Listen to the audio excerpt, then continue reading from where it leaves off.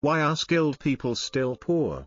The secret lies in the ownership mindset. Why is it that some women have been working in fashion for 10, even 20 years, yet their income hasn't really changed? Right pointing finger emoji, because they've stopped at being a skilled worker, but haven't truly stepped into owning their value. So, what makes someone an owner different? Hello to all the amazing women working in fashion. Today, I want to invite you on a special journey, not just to become highly skilled, but to truly take ownership of your work, your income, and even your life. Whether you're employed, running your own small business, or preparing to invest in a store, the ownership mindset is the key that helps you break through financial struggles and open the door to a more sustainable, wealthy, and fulfilling future. If you're truly serious about your business journey, take just a few minutes to listen. I know everyone is busy, but what I'm sharing today is not a few short-term tricks.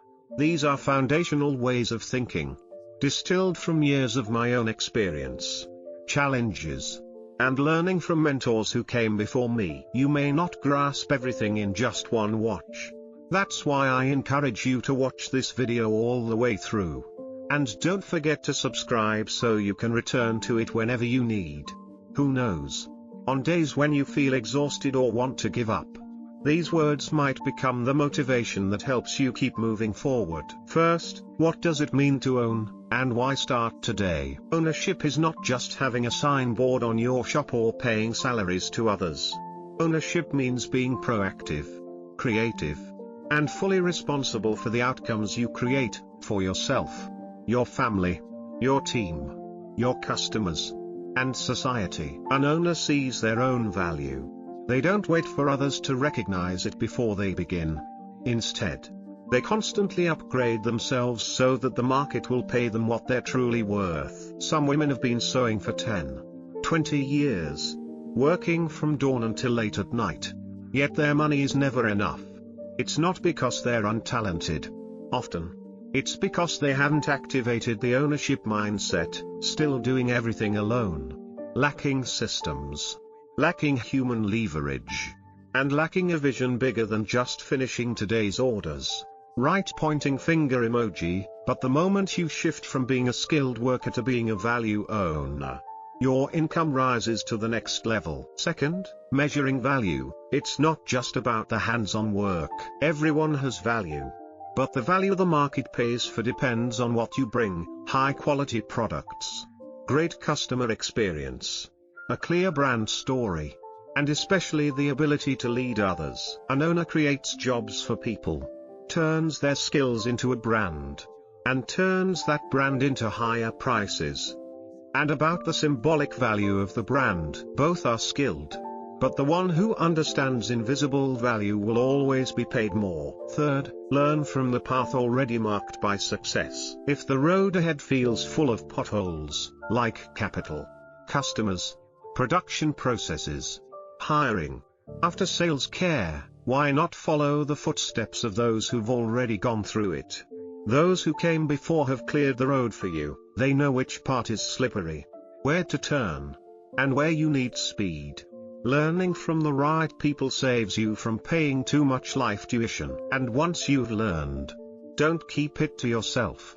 Learn to teach. That's the leverage mindset. When you guide an assistant on how to cut, a newcomer on how to assemble, or a salesperson on how to take measurements, fit, and handle feedback, at that very moment, your own knowledge goes one layer deeper. You start attracting skilled people who want to work with you. And naturally, a team begins to form. Fourth, from skilled worker to leader. An owner doesn't do everything alone. An owner designs the process. The cutter focuses only on cutting. The assembler focuses only on assembling. The finisher focuses only on inspection and packaging. Someone else handles customers. Another manages operations. Clear roles, clear tasks, clear standards. You pay fair wages for skilled hands, but your main profit comes from the system and brand you build.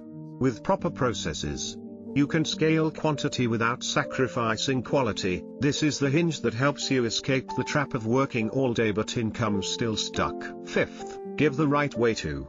receive the right value. Being an owner isn't about spending money to help others all the time, that only drains you. Ownership is about giving the fishing rod, not just the fish.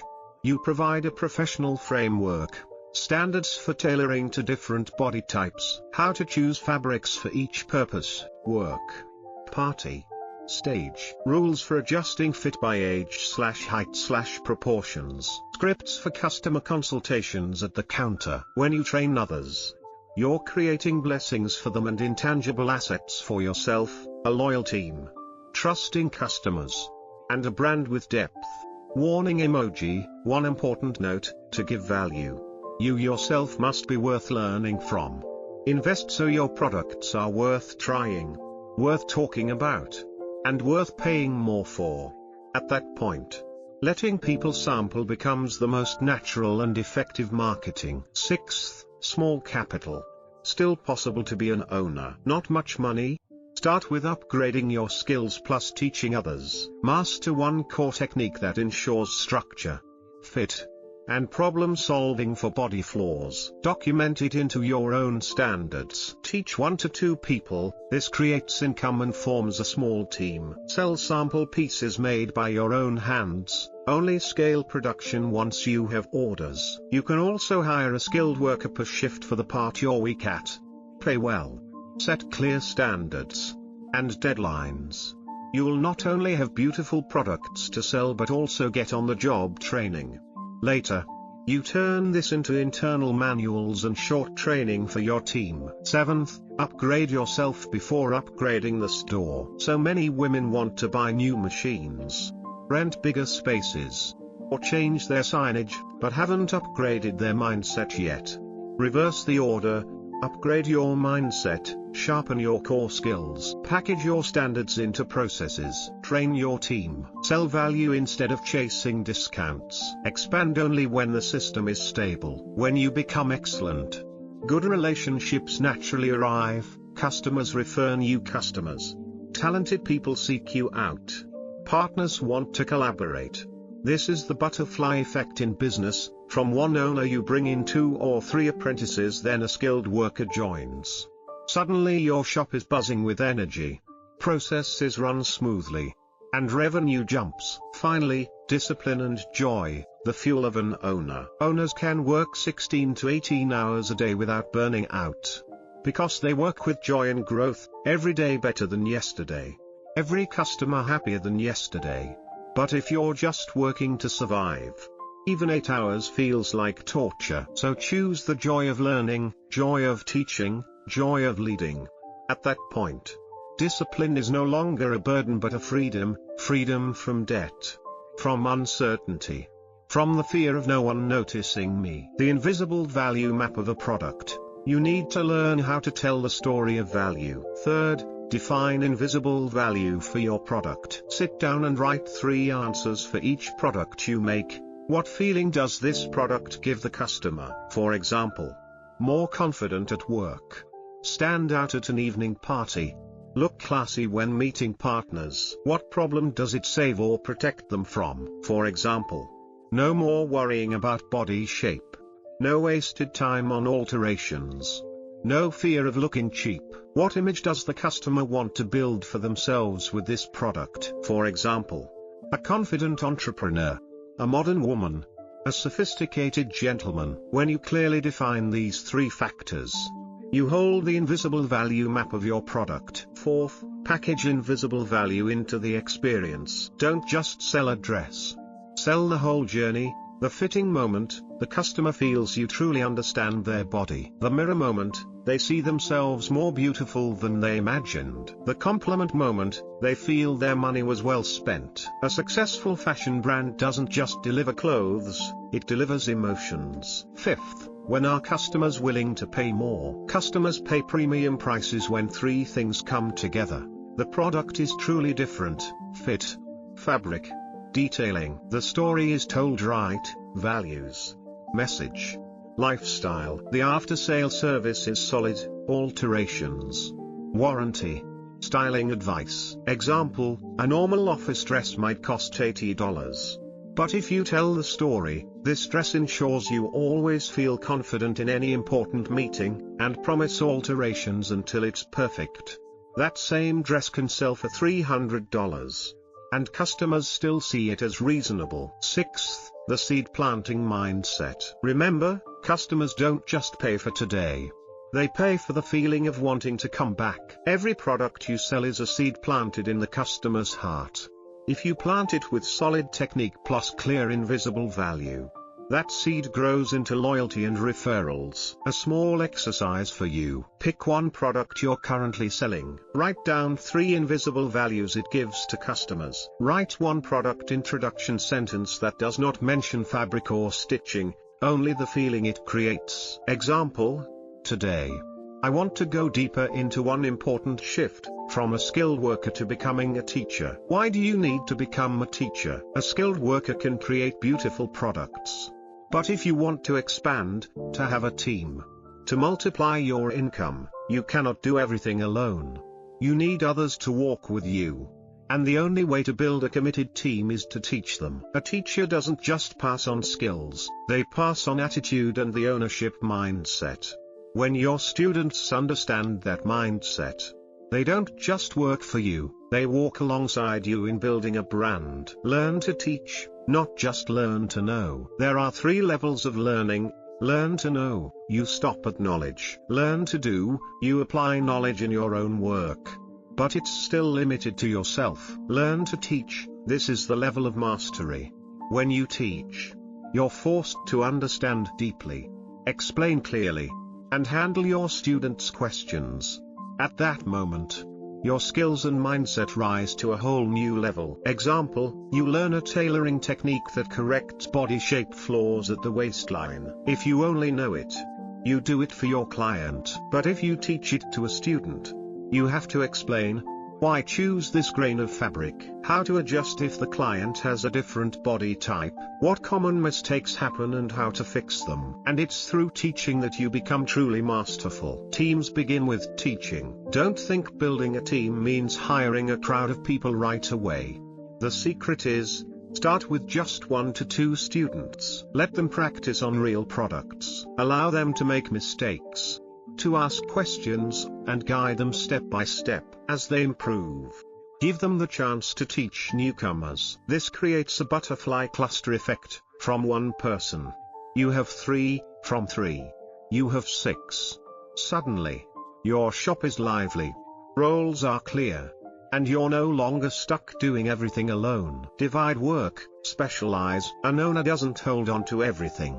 You need to turn your shop into a professional assembly line. Someone specializes in cutting, someone specializes in assembling, someone specializes in finishing, someone specializes in customer care. Only when each person masters their part does the whole system rise. If everyone does everything, quality will never be consistent. Right pointing finger emoji. Remember this: a teacher designs the system, not just the product. Profit comes from intelligence, not sweat. One of the most important lessons, as an owner, your profit doesn't come from the sweat of workers, it comes from your mind. You define the style, you design the process, you build the brand. Workers are paid fairly for their skills. But the extra value, the part customers are willing to pay more for, comes from your intelligence and your vision. A small exercise for you. Write down the 1 skill you're best at in fashion. Now think, if you had to teach it to a beginner, how many small steps would you break it into? Create a simple checklist. Then try teaching it to someone, maybe a friend or family member. You'll realize, teaching not only helps others, it makes you sharper, faster, and more confident. Healing through sharing value. Here's something special: when you teach, you don't just give others a trade and an income, you also heal yourself. You feel less lonely, less overwhelmed, and you realize life is more meaningful when you have companions on the journey. Many women who once burned out doing everything alone found joy and relief again once they started teaching others how to build a sustainable team in fashion. Now let's go deeper into a bigger question: how do you build a sustainable team in fashion? Why can't many keep their workers? So many women share, I taught them, but then they left. I invested so much. And they ended up opening a shop right next to mine. This fear is real. But the main reason isn't betrayal, it's that they didn't see long-term value in staying with you. Workers stay not just for salary, but because they feel they are learning more. They see growth opportunities. They feel respected and recognized. If you only pay well but lack these three, they will still leave. Building a team culture, beyond money. As an owner in fashion, you must understand, money matters. But culture is what keeps people. What is culture? It's when your team feels that every workday has meaning, joy, and recognition. Example, when a seamstress assembles a beautiful piece. Don't just pay her, acknowledge her in front of the team. Thanks to you, today's product was on time and top quality. Timely recognition creates lasting bonds. Give staff the chance to own in small ways. A wise owner doesn't hold all the power. Share it. Let cutters decide the best fabric placement. Let assemblers decide the most efficient sewing order. Let sales staff handle customer situations within certain limits. When they feel trusted with ownership, they begin to see themselves as owners in their roles, and that makes them stay longer. Create a clear ladder of growth. A sustainable team needs a clear path forward. New staff, learning, assisting. Main worker, mastering 1 to 2 tasks. Trainer, teaching newcomers. Small manager, leading a production or sales group. Co-creator, collaborating with you on new product ideas. When the path is clear, employees feel less urge to leave and go solo, because they see they can also grow by staying. Focus on intellectual profit, not labor profit. If you're always afraid of losing people because you think once workers leave, I have nothing, then you're not truly an owner. Owners profit from the brand, from intelligence, from systems, not from keeping cheap labor. Teach your people well. If they open their own shops, it's okay, because by then you already have a brand. Customers will still come to you. And ironically, those who once learned from you will spread your reputation even further. Healing through building a team. Many women used to work alone, exhausted to the point of burnout. But once you start building a team, you don't just share the workload, you share the joy. Every small success of your staff becomes your joy as well. And the best part, you clearly feel that you are no longer walking this journey alone. The financial mindset of an owner. Today, let's talk about a bottleneck that many women face, the financial mindset of an owner in fashion. Why do some still struggle financially?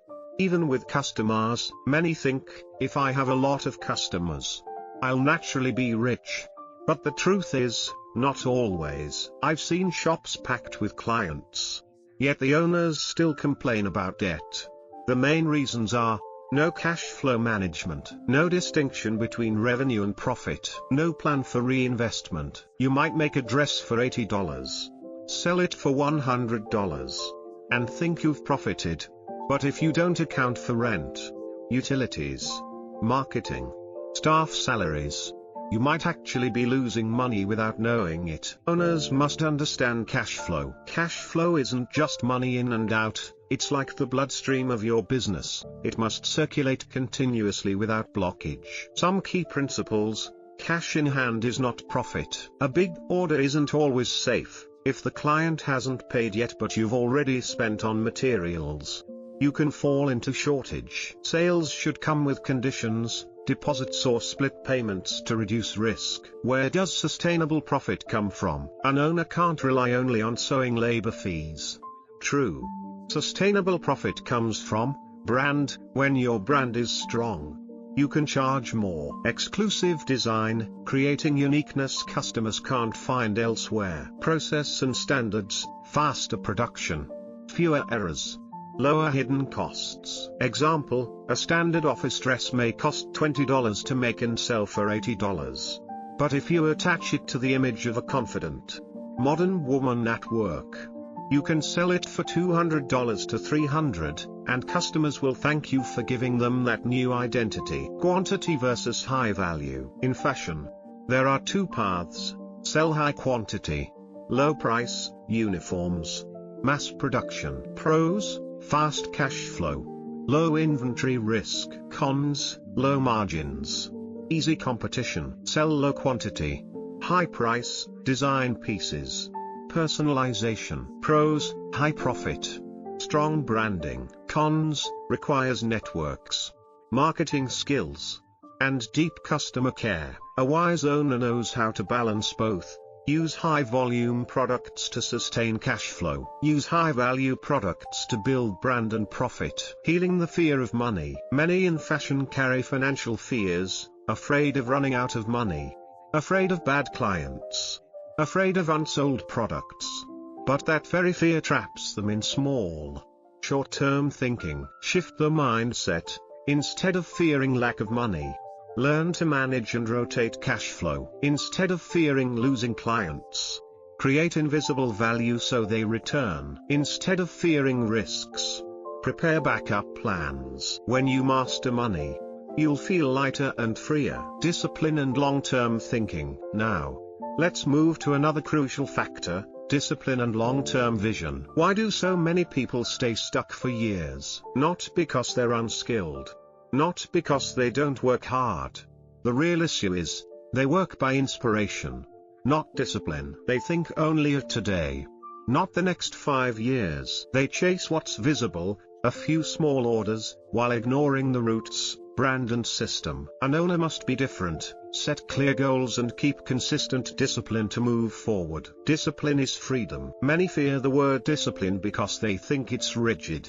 But here's the truth: no discipline dependency on clients, on luck, on small orders. With discipline freedom, you know what to do each day. You know where your monthly income comes from.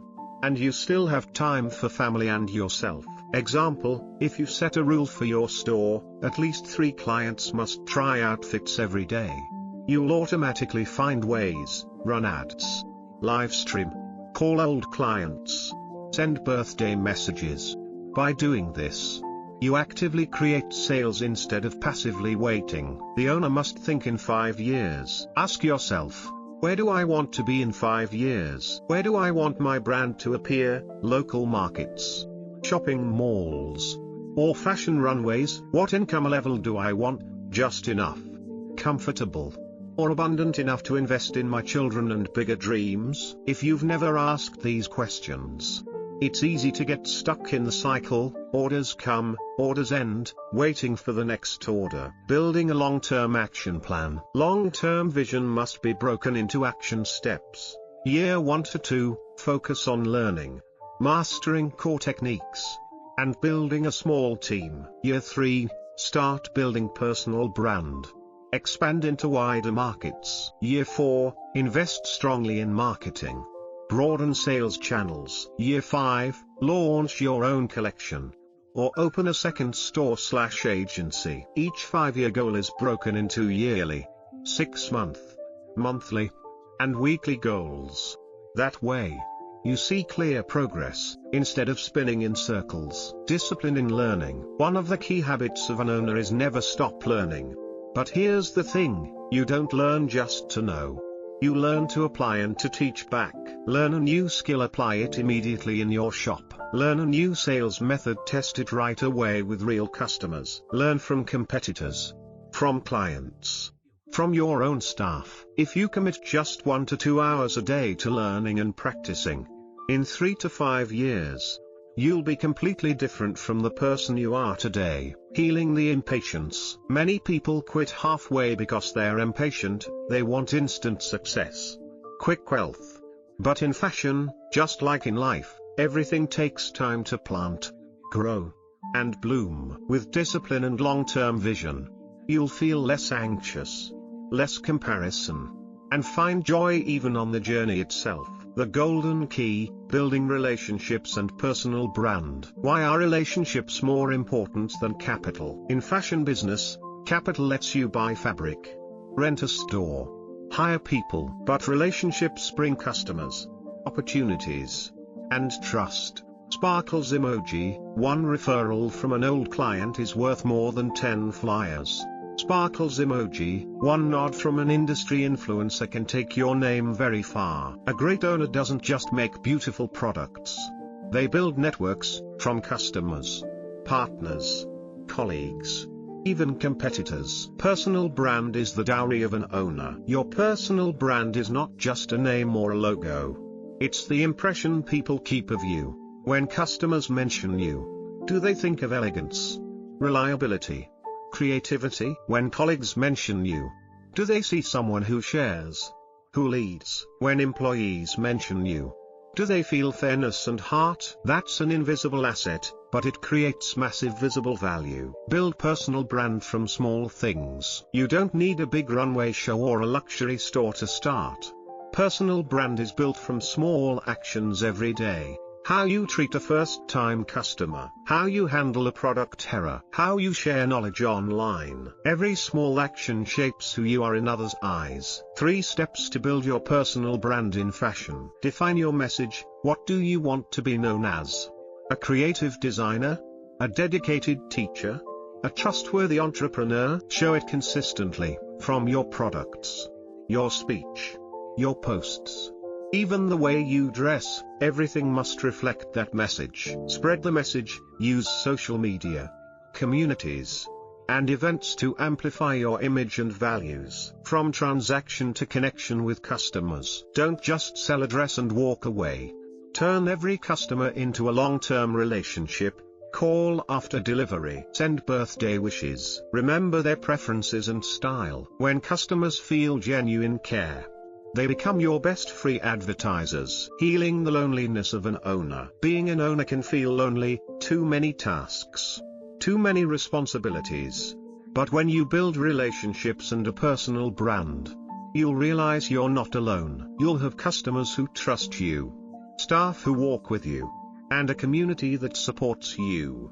That, in itself, is powerful healing. From mastering skills to mastering life. We've walked together through the journey, from ownership skills, building invisible value, becoming a teacher, forming teams, managing finance, practicing discipline, to building relationships and personal brand. Now, we arrive at the most important part, mastering life, not just mastering work. 1. What does it mean to master life? You may run a good shop, have a loyal team, even a famous brand. But if your family is broken, your health is declining, your spirit is stressed, then you're not truly in control. Mastering life means taking 100% responsibility for yourself, health, mindset, finances, relationships. No blaming circumstances, clients, or the market. Always ask, what can I do differently for a better result? Balance the 3 circles, family, work, society. A truly rich person has wisdom, knowing where they're going and why. Love, people to share with, a team to walk with. Health, the energy to work, serve, and enjoy life. Spiritual freedom, no longer chained by fear or invisible pressure. From doing a job to living a life of value. Many women started fashion simply to earn income. But the farther you go, the more you realize, this career can become a way of life, a path where you leave a mark, a legacy. Every product isn't just clothes, but trust and confidence for your customer. Every student you train isn't just a worker, but a life given new doors to open. Every value you plant today will grow into stories told tomorrow. Knowing how to give and let go. As an owner, you often carry a lot of responsibilities, sometimes so heavy that it feels overwhelming. But remember, you don't have to shoulder it all. Learn to delegate, to trust, to let others share the responsibility with you. And most importantly, learn to give without calculation. When you see it as repaying life, you'll feel lighter, more at peace, and truly free. At the end of the day, being an owner in fashion means being the owner of yourself. When you know how to manage yourself, lead your team, care for customers, handle finances, keep long-term discipline, build relationships, and finally balance family and society, you don't just succeed in business. If you found this journey valuable, please leave a comment, share your feelings, or ask a question. Who knows? Your question might become the topic for a whole new series of sharings, so we can continue this ownership journey together. Thank you, my friends, for walking with me, listening, and staying with me through this entire talk. Your attention and support are the greatest motivation for me to keep spreading positive, useful, and inspiring values to the community. I wish you all abundant health, strong faith, and lasting success in both work and life. And may each day bring you joy, peace, and the strength to walk more firmly on your own unique journey.